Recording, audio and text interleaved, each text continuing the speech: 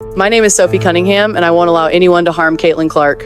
You've seen the cheap shots, the biased calls, and the frustration from WNBA fans who feel like the league isn't protecting its biggest star. But what you haven't seen is how one player with a black belt at age 6 completely changed the game. I'm going to show you how Sophie Cunningham became the one person brave enough to defend Caitlin Clark. We'll go moment by moment, from her first headlock to her public takedowns of the WNBA leadership, and show why the league is now terrified of her. And you finding me $500 is not going to do. The kind of pushback Caitlin Clark's fans had been begging for, they got more than they ever expected from Sophie Cunningham.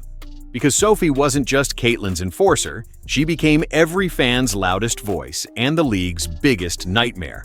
Let me explain. As the season went on, you could see Sophie's tolerance for the league's nonsense drop to zero. Every hard foul on Caitlin, every cheap shot the refs ignored, every fine the league threw at her, none of it silenced Sophie. She doubled down on the referees, on the media, on her old teammates, even on the league itself. Nobody was off limits. And here's the part that should terrify the WNBA. This is only the beginning. This video breaks down Sophie's evolution from Caitlin's enforcer to the WNBA's worst nightmare, with every moment getting more fearless and satisfying. But first, like this video and drop your favorite Sophie moment in the comments. I'm fierce, I'm sassy, I stick up for my teammates, stick up for myself, and so sometimes I think that's okay to be feisty and to be yourself. What Sophie said about being fierce and sassy turned out to be a massive understatement. When she joined the Fever, fans were excited because the team desperately needed her feistiness to deter the non-stop cheap shots aimed at Caitlin Clark. But Sophie brought more than just fire. She brought an authentic loyalty that fans immediately noticed. I mean, you know, she has changed our game in the best possible way in every way. In the WNBA, that was rare. After a season where the media downplayed Caitlin's impact, the refs refused to give her a fair whistle. And even Nike was slow with promotions. It was refreshing to hear a player finally speak the truth. It literally pisses me off when people are like, she's not the face of the league.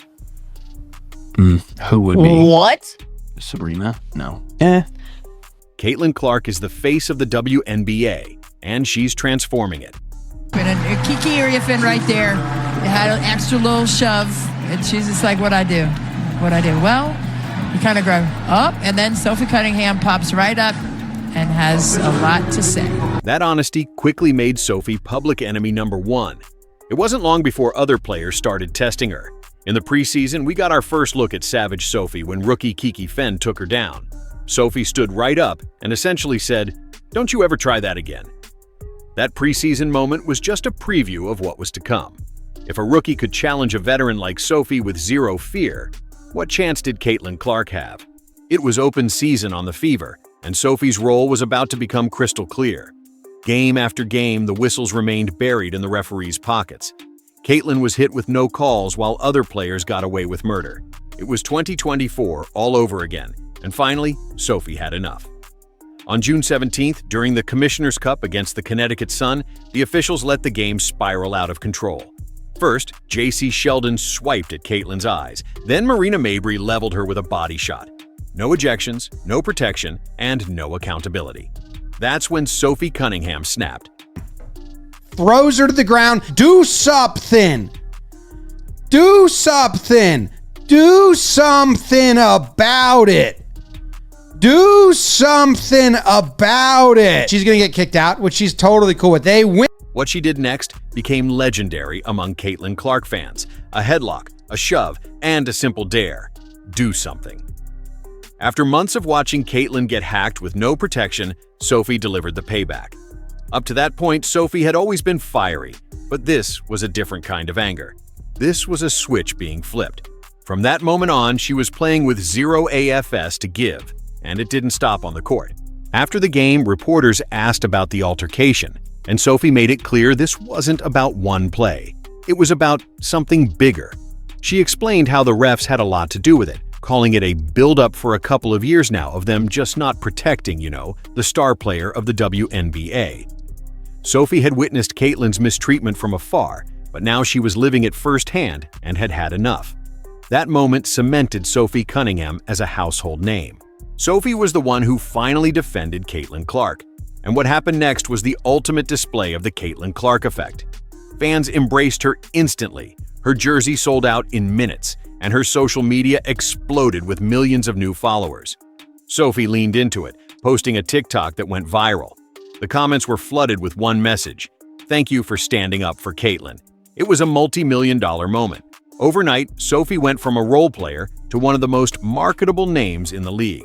But with every new fan came just as many enemies. The media slammed her retaliation while staying silent about Mabry's hit or Sheldon's swipe. A petition even popped up calling for her to be kicked out of the league. Then came the $400 fine. At this point, Sophie was at a crossroads. She could have faded back into being just another scrappy role player, but she didn't. From that moment on, her sound bites got sharper, her clips more savage, and her words more unapologetic.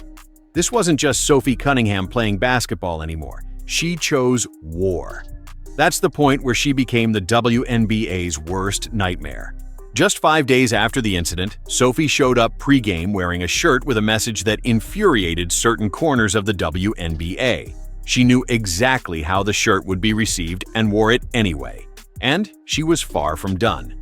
On July 1st, Sophie took direct aim at the WNBA, blasting its expansion plans. She was criticized from every corner, but she didn't back down. She doubled down, saying what everyone else was thinking but was too afraid to say. "I am someone who says what everyone else is thinking or talking about. I am the only one. But if you ask our league, they feel the same exact way." And this became the new normal. Sophie was the one unafraid to say what everyone else was thinking.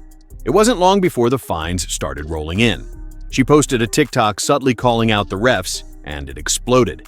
The WNBA hit her with a $500 fine. The number was laughable.